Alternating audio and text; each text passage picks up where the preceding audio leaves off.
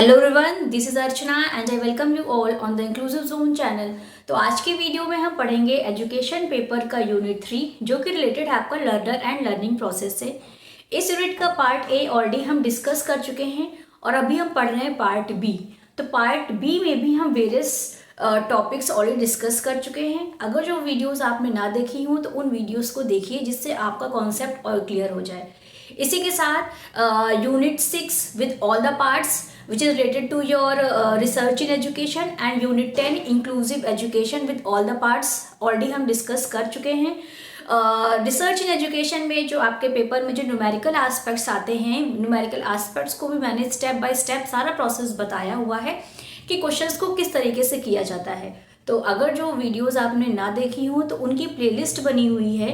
Playlist का link मैं description box में मेंशन कर देती हूँ, तो आप डिस्क्रिप्शन बॉक्स ज़रूर चेक किया करिए क्योंकि सारे के सारे इंपॉर्टेंट लिंक मैं डिस्क्रिप्शन बॉक्स में मेंशन करती हूँ। इसी के साथ आप मेरे टेलीग्राम चैनल से भी जुड़ सकते हैं जिसका लिंक मैं डिस्क्रिप्शन बॉक्स में मेंशन करती हूँ। और टेलीग्राम चैनल पे आपको जो भी क्लास में पढ़ाया जा रहा है उससे रिलेटेड पीडीएफ्स भी मिल जाएगा जिससे आप बाद में रिवाइज भी कर सकते हैं और अपने नोट्स भी उससे बना सकते हैं। तो चलिए स्टार्ट करते हैं और पढ़ते हैं कि स्टर्नबर्ग की ट्रायर्किक थ्योरी में स्टर्नबर्ग ने क्या बताया है। तो ट्रायर्किक जो थ्योरी है आपकी वो स्टर्नबर्ग ने दी है। स्टर्नबर्ग की एक फेमस बुक है बियॉन्ड आईक्यू। इनकी बुक का नाम है बियॉन्ड आईक्यू। तो इस बुक में इन्होंने ये बताया कि जो इंटेलिजेंस है, इंटेलिजेंस बेसिक स्किल से मिलके बनी हुई होती है और ये जो बेसिक स्किल्स या जो कंपोनेंट्स होते हैं ये प्रॉब्लम सॉल्विंग में और जो इन्फॉर्मेशन हमें मिल रही है उस इन्फॉर्मेशन को प्रोसेस करने में और जो इन्फॉर्मेशन हमारे पास प्रोसेस होके आती है उस प्रोसेस्ड इन्फॉर्मेशन से प्रॉब्लम सॉल्विंग में हमें हेल्प मिलती है। यानी इस इंफॉर्मेशन से और जो बेसिक स्किल्स है उनके कॉम्बिनेशन से हम प्रॉब्लम को सॉल्व करते हैं। इसके लिए इन्होंने थ्योरी दी information processing theory. Information processing theory. तो अब इन्होंने इंफॉर्मेशन प्रोसेसिंग थ्योरी में ये बताया कि जो इंटेलिजेंस है वो कुछ बेसिक स्किल से मिलके बनी हुई होती है। उन बेसिक स्किल्स को इन्होंने कंपोनेंट भी बोला और ये बताया कि जो भी इंफॉर्मेशन हमें मिलती है उस इंफॉर्मेशन को हम प्रोसेस करके उस इंफॉर्मेशन की हेल्प से हम प्रॉब्लम को सॉल्व करते हैं। तो इन्होंने यही बताया इंफॉर्मेशन प्रोसेसिंग थ्योरी में और जो इनकी बुक का नाम क्या है बियॉन्ड आईक्यू। अब इंफॉर्मेशन प्रोसेसिंग थ्योरी में इन्होंने कुछ कंपोनेंट्स बताए या कुछ स्टेप्स बताए जिसके थ्रू हम प्रॉब्लम को सॉल्व कर सकते हैं। तो पहला है इनका एनकोडिंग। ये भी आपको याद रखने हैं और ये आपको सीक्वेंस से याद रखना है क्योंकि आपको आपके एग्जाम में ये विलियम जो ट्रायर्किक थ्योरी है, ट्रायर्किक थ्योरी तो आपके सिलेबस में एज इट इज दी हुई है, लेकिन स्टर्नबर्ग की इंफॉर्मेशन प्रोसेसिंग थ्योरी भी है जिससे अभी तक क्वेश्चन नहीं आया है, लेकिन आगे एग्जाम में आपके क्वेश्चन आ सकता है कि इंफॉर्मेशन प्रोसेसिंग थ्योरी के स्टेप्स क्या है। तो इसलिए मैंने आपको यहाँ पे बता दिया। तो पहला स्टेप क्या है, एनकोडिंग। एनकोडिंग में क्या होता है कि जो भी इंफॉर्मेशन आपको मिली उस इंफॉर्मेशन को आप एनकोड करते हैं, उस इंफॉर्मेशन को आप समझते हैं। इंफॉर्मेशन फर्स्ट में आपको इंफॉर्मेशन मिल गई, उसको क्या बोला गया, एनकोडिंग बोला। फिर बोला इन्फरिंग, यानी कि जो भी आपको इंफॉर्मेशन मिली है उस इंफॉर्मेशन से आप क्या करते हैं, अनुमान लगाते हैं कि ये जो इंफॉर्मेशन मिली ये सही मिली है या नहीं मिली है। तो इन्फरिंग में क्या करते हैं, आप अनुमान लगाते हैं। अनुमान लगाने के बाद फिर क्या होता है, मैपिंग। मैपिंग का क्या मतलब है कि आप जो भी आपको इंफॉर्मेशन मिली है उस इंफॉर्मेशन से आपने अनुमान लगाया। अनुमान लगाने के बाद आप क्या करते हो, इंटरकनेक्शंस बैठाते हो, एक दूसरे से चीज़ों को लिंक करने की कोशिश करते हो। तो वो क्या होता है, आपका मैपिंग होता है। देन है आपका एप्लीकेशन। एप्लीकेशन में जो भी आपके पास इंफॉर्मेशन आई है उस इंफॉर्मेशन को आप यूज़ करते हैं, अप्लाई करने की कोशिश करते हैं कि रियली में ये सही है या नहीं सही है। उसके बाद क्या करते हैं, आप रिस्पॉन्स करते हैं। रिस्पॉन्स क्या है, best solution of the problem, यानी अप्लाई करने के बाद आप बेस्ट सोल्यूशन ढूंढते हैं, या बेस्ट मेथड होता है उस मेथड से आप प्रॉब्लम को सॉल्व करते हैं।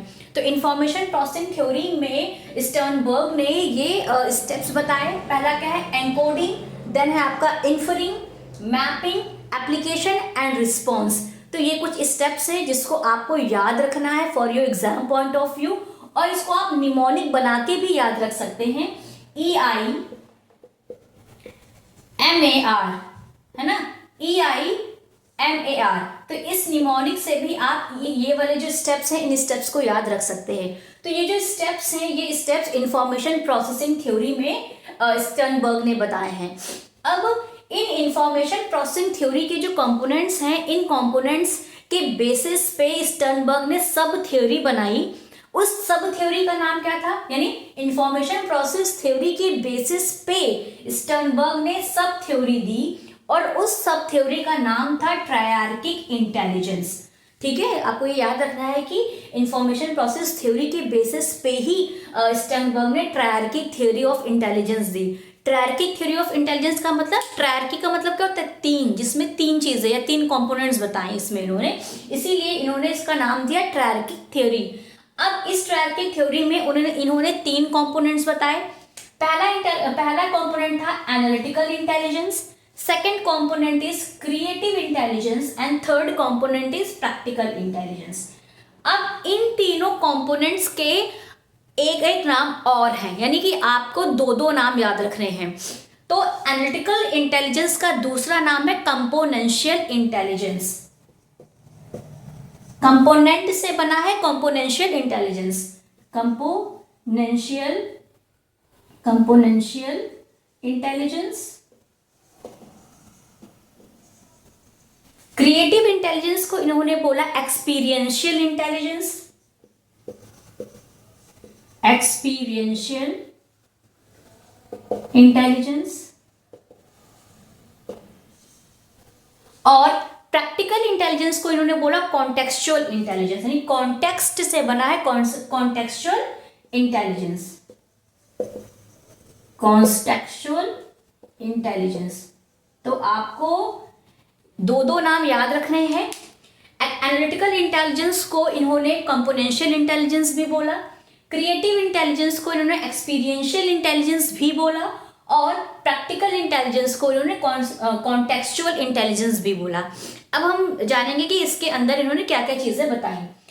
एनालिटिकल इंटेलिजेंस का मतलब क्या है कि जो चीज़ों को या जो भी कोई भी प्रॉब्लम हो, उस प्रॉब्लम को पार्ट्स में डिवाइड करके या पार्ट्स में तोड़ करके जब चीज़ों को एनालाइज किया जाता है, उसको एनालिटिकल इंटेलिजेंस बोलते हैं। एनालिसिस का मतलब भी क्या होता है कि कोई भी चीज़ हो या वो कोई प्रॉब्लम हो या कोई ऑब्जेक्ट हो, उस ऑब्जेक्ट्स को जब हम पार्ट में तोड़ के उसके होल को समझने की कोशिश करते हैं, उसको बोलते हैं एनालिसिस। एनालिसिस से ही बना है एनालिटिकल, और एनालिटिकल से ही बना दिया एनालिटिकल इंटेलिजेंस। यानी कि जब कोई पर्सन किसी भी प्रॉब्लम को पार्ट्स में डिवाइड करके उसको एनालाइज करने की, समझने की कोशिश करता है, उसके अंदर एनालिटिकल इंटेलिजेंस ज़्यादा पाई जाती है। जैसे यहाँ पे क्या लिखा हुआ, एकेडमिक प्रॉब्लम सॉल्विंग, यानी कि जो लोग एकेडमिकली, हम स्टूडेंट्स की बात कर रहे हैं, तो स्टूडेंट्स में जो बच्चे एकेडमिक प्रॉब्लम्स को या एकेडमिक अचीवमेंट टेस्ट को बहुत अच्छे से करते हैं, उनके अंदर एनालिटिकल इंटेलिजेंस पाई जाती है। सपोज कि कोई स्टूडेंट है जिसको साइंस बहुत अच्छे से समझ में आती है, तो साइंस में वो बहुत अच्छा स्कोर कर लेता है, तो उसके अंदर कैसी एनालिटिकल इंटेलिजेंस पाई जाएगी। ठीक है, देन है आपकी क्रिएटिव इंटेलिजेंस। क्रिएटिव इंटेलिजेंस को इन्होंने एक्सपीरियंशियल इंटेलिजेंस भी बोला। अब क्रिएटिव क्या होता है, क्रिएटिव का मतलब होता है कोई भी नोवेल चीज क्रिएट करना, है ना। अब इन्होंने इसको एक्सपीरियंशियल इंटेलिजेंस क्यों बोला, एक्सपीरियंशियल इंटेलिजेंस यही बोला कि हम अपने एक्सपीरियंस, जब हम सपोज फॉर एग्जाम्पल कि जैसे कि आप कोई पोएम लिखते हैं, तो जब आप पहली बार कोई पोएम लिखते हैं तो वो बहुत अच्छी नहीं लिखी होती। आप कोई भी चीज़ लिखे या कोई भी आप काम करते हैं, तो जब आप फर्स्ट टाइम करते हैं तो वो बहुत अच्छा नहीं होता है, लेकिन टाइम से जैसे जैसे आपको उस चीज़ में एक्सपीरियंस होता जाता है, वैसे वैसे आप आप नई नई चीज़ें उसमें ऐड ऑन करते जाते हैं, नई नई चीज़ें क्रिएट करते हैं, तो उससे क्या होता है, वो जो चीज़ है या जो आप पोयम लिख रहे हैं वो बहुत बेहतर हो जाती है ना। तो इसीलिए इसको इन्होंने एक्सपीरियंशियल इंटेलिजेंस से जोड़ा कि जैसे जैसे आपको एक्सपीरियंस होता जाता है वैसे वैसे नई नई चीज़ ऐड ऑन होती जाती हैं। तो जो जिनके अंदर इस तरीके की जो नई नई चीज़ों को क्रिएट करते हैं, नई नई चीज़ों को ऐड ऑन करते रहते हैं, उनके अंदर क्रिएटिव इंटेलिजेंस पाई जाती है। जैसे इमेजिनेटिव एंड इनोवेटिव लिखा हुआ है ना यहाँ पे, यानी कि जो लोग बहुत अच्छा इमेजिन कर लेते हैं, बहुत अच्छा इनोवेटिव चीज़ कर लेते हैं, उनके अंदर क्रिएटिव इंटेलिजेंस ज़्यादा पाई जाती है। ठीक है, अब है आपका last practical intelligence. Practical intelligence को इन्होंने कॉन्टेक्चुअल इंटेलिजेंस भी बोला, यानी कि जो लोग रियल वर्ल्ड की या रियल डेली लाइफ की सिचुएशंस की या डेली लाइफ की प्रॉब्लम्स को सॉल्व करने में स्मार्ट होते हैं, उनके अंदर प्रैक्टिकल इंटेलिजेंस पाई जाती है। प्रैक्टिकल इंटेलिजेंस को एक नाम और से जाना जाता है, जिसको बोलते हैं स्ट्रीट स्मार्ट। तो प्रैक्टिकल एक क्वेश्चन आता है आपके एग्जाम में कि स्ट्रीट स्मार्ट कौन से कंपोनेंट के अंदर आता है। तो जो आपका स्ट्रीट स्मार्ट है, स्ट्रीट स्मार्ट आपका प्रैक्टिकल इंटेलिजेंस या कॉन्टेक्चुअल इंटेलिजेंस के अंदर आता है। तो जैसे आपके कॉमन सेंस होगी, कॉमन सेंस के थ्रू जो आप किसी प्रॉब्लम को सॉल्व करते हैं, या डेली लाइफ में या ऑन द स्पॉट कोई प्रॉब्लम आई और आपने उस प्रॉब्लम को किस तरीके से हैंडल किया या उस प्रॉब्लम को किस तरीके से सॉल्व किया, वो कैसे होते हैं, उनके अंदर प्रैक्टिकल इंटेलिजेंस पाई जाती है। ठीक है, अब जैसे फॉर मैं एक एग्जांपल देती हूँ जिससे आपको क्लियर हो जाएगा। सपोज कि आपके क्लास में कोई स्टूडेंट है, उस स्टूडेंट आपने एक टेस्ट लिया और कह दो कि मैथ्स का टेस्ट आपने लिया। अब उस बच्चे ने मैथ्स में बहुत अच्छा स्कोर किया, वो क्लास में फर्स्ट आया, है ना। तो ये या फिर आप उसको मैथ्स का कोई कॉन्सेप्ट पढ़ा रहे हैं और उस कॉन्सेप्ट को वो बहुत अच्छे से पार्ट्स में डिवाइड करके, टुकड़ों में तोड़ के उसको समझने की कोशिश करता है या बहुत अच्छे से समझ लेता है, तो उसके अंदर एनालिटिकल इंटेलिजेंस पाई जाएगी। ठीक है, अब वहीं पे एक बच्चा आपकी क्लास में ऐसा है जिसको मैथ के कॉन्सेप्ट समझ में तो आते हैं, लेकिन वो नए नए मेथड से, नए नए तरीकों से उस प्रॉब्लम को सॉल्व करने की कोशिश करता है या नए नए तरीके से उस प्रॉब्लम को सॉल्व करता है, लेकिन वो क्लास में हाई स्कोर नहीं ला पाता है। तो उसके अंदर कैसे होगी, क्रिएटिव इंटेलिजेंस पाई जाएगी, क्योंकि वो नए नए तरीकों से प्रॉब्लम को सॉल्व कर रहा है। वहीं पे प्रैक्टिकल इंटेलिजेंस क्या होगी कि जैसे कि आपके क्लास में आप क्लास में पढ़ा रहे हैं या आप क्लास में एज अ टीचर आप अवेलेबल नहीं हैं, बच्चों ने उस समय क्लास में लड़ाई की और किसी बच्चे को चोट लग गई। अब कोई तीसरा बच्चा है, उसने क्या किया कि तुरंत अपने माइंड का यूज़ करके, अपने कॉमन सेंस का यूज़ करके उसने उस प्रॉब्लम को सॉल्व किया या उनकी लड़ाई को ख़त्म किया, या जिस बच्चे को चोट लगी है उस बच्चे को अपने रुमाल से पट्टी बांधी या कुछ भी किया। तो उस सिचुएशन में अपने कॉमन सेंस का यूज़ करके उस बच्चे ने उस प्रॉब्लम को सॉल्व किया, तो उस बच्चे के अंदर कैसी प्रैक्टिकल इंटेलिजेंस पाई जाएगी। तो यही कुछ कंपोनेंट्स हैं जो कि स्टर्नबर्ग ने अपनी ट्रायर की थ्योरी में बताए।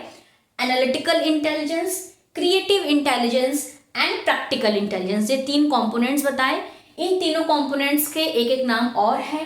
एनालिटिकल इंटेलिजेंस को कंपोनेंशियल इंटेलिजेंस बताया, क्रिएटिव इंटेलिजेंस को एक्सपीरियंशियल इंटेलिजेंस बताया एंड प्रैक्टिकल इंटेलिजेंस को कॉन्टेक्चुअल इंटेलिजेंस बताया।